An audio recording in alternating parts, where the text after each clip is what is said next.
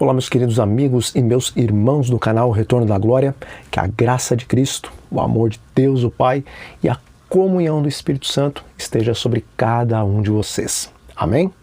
E, meus queridos, antes de irmos à nossa reflexão de hoje, se vocês ainda não pediram o livro digital O Retorno da Glória 21 Dias de Poder, é só mandar uma mensagem para o WhatsApp que está aqui aparecendo no canto da tela, que hoje mesmo eu estarei enviando gratuitamente para vocês, ok? E dizem as Escrituras: portanto, sede vós perfeitos como perfeito é o vosso Pai Celeste. Bom, hoje em dia esse pequeno texto é motivo de um grande estardalhaço dentro da nossa igreja, porque homens de elevada patente e também membros leigos decidiram a enfrentar com todas as suas forças qualquer compreensão bíblica ou do espírito de profecia que possa apresentar qualquer indício de que, de alguma forma, Deus exige perfeição dos seus filhos e que, de alguma forma, seus filhos podem ser perfeitos aos olhos de Deus. E antes que você saia desse vídeo ou coloque qualquer barreira em sua mente, coração ou pensamento que eu vou falar sobre perfeccionismo, fique até o final do vídeo para que, na verdade, você entenda realmente que tipo de perfeição Deus está pedindo para vocês e para mim. Veja, meus queridos, Deus não pediria alguma coisa se não nos fosse possível fazer. E, partindo dessa premissa, se Jesus nos pede para sermos perfeitos, como seu Pai, que está nos céus, é perfeito, então nos é possível alcançar algum tipo de perfeição, pois, do contrário, Jesus não pronunciaria essas palavras.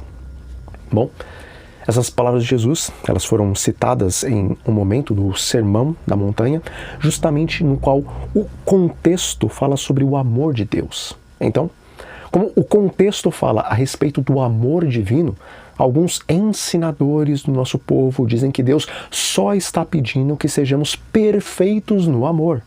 Mas, queridos, quando os ensinadores dizem isso, tentando refutar aqueles que pregam a mensagem da perfeição de caráter pelo poder do Espírito Santo, na verdade, eles não estão amenizando as palavras de Cristo e nos dando uma compreensão plausível do que Jesus disse a respeito de perfeição, porque se Jesus está nos dizendo para sermos perfeitos em amor, como Deus é perfeito, automaticamente, Jesus está nos dizendo que temos que guardar a lei do Senhor em nossa esfera, assim como Deus guarda a sua própria lei em sua esfera, porque o resumo do amor é o cumprimento da lei ou vice-versa.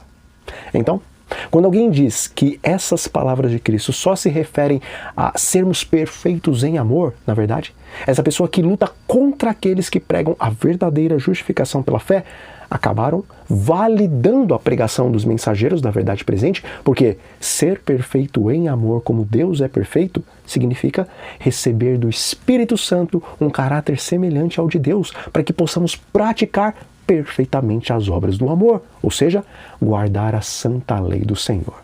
E diz o Espírito de Profecia: uma simples falha de caráter, um único desejo pecaminoso alimentado neutralizará fatalmente todo o poder do Evangelho.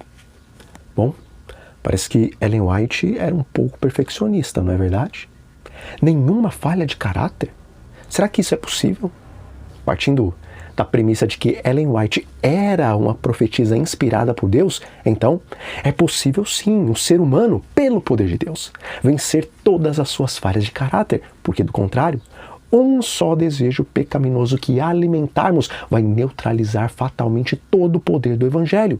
E, queridos, vocês compreendem o que o Espírito de Profecia quis dizer com fatalmente? Em linguagem mais simples, a profetisa do Senhor está dizendo que caso não obtivermos vitória sobre todas as nossas falhas de caráter e todos os nossos desejos pecaminosos, nos perderemos eternamente.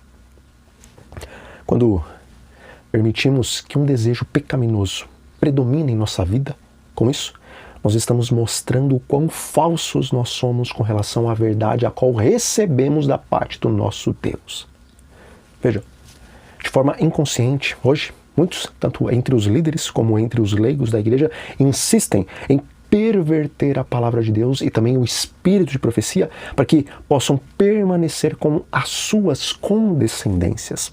E essas pessoas que muitas vezes julgam e excluem membros, os quais elas apontam como pecadores, pelo fato de não vencerem a falha de caráter no tocante à condescendência com o apetite, na verdade, nem deveriam tomar parte nas comissões e no julgamento de determinados casos, porque em Conselhos sobre Regime Alimentar, lá na página 401, o Espírito de Profecia faz a seguinte pergunta: seria possível termos confiança em pastores que, às mesas em que é servida a carne, unem-se aos outros em comê-la?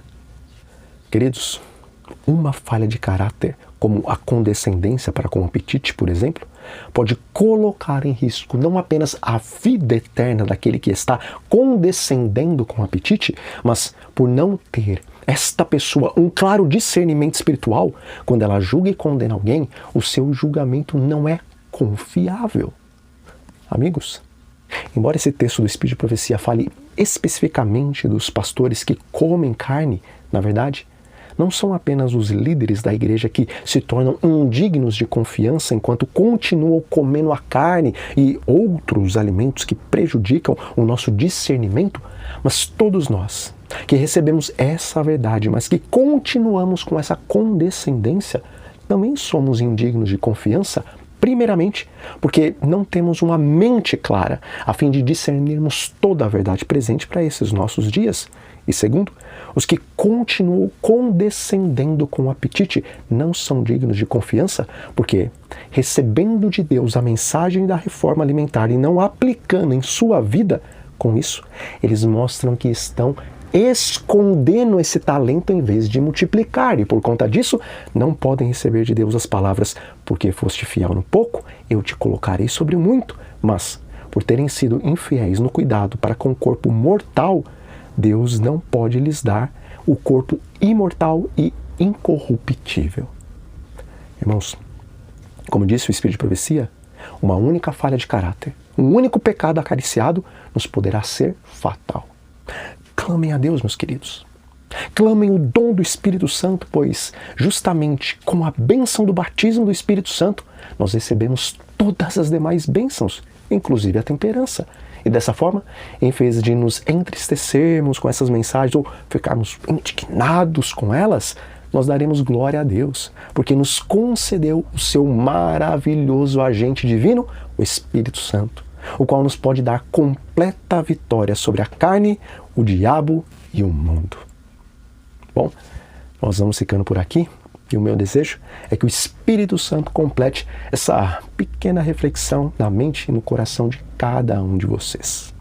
Mas antes de nos despedirmos, façamos uma oração. Nosso bom Deus e nosso Pai que está nos céus, santificado seja o teu nome. Pai, escutamos palavras fortes nessa reflexão e vimos que uma falha de caráter e um pecado acariciado nos pode ser fatal.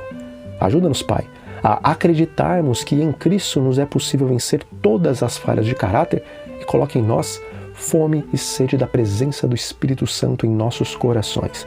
E isso nós te pedimos e agradecemos em nome de Jesus. Amém. Então, fiquem todos sob a paz do nosso Senhor e Salvador Jesus Cristo e até a próxima.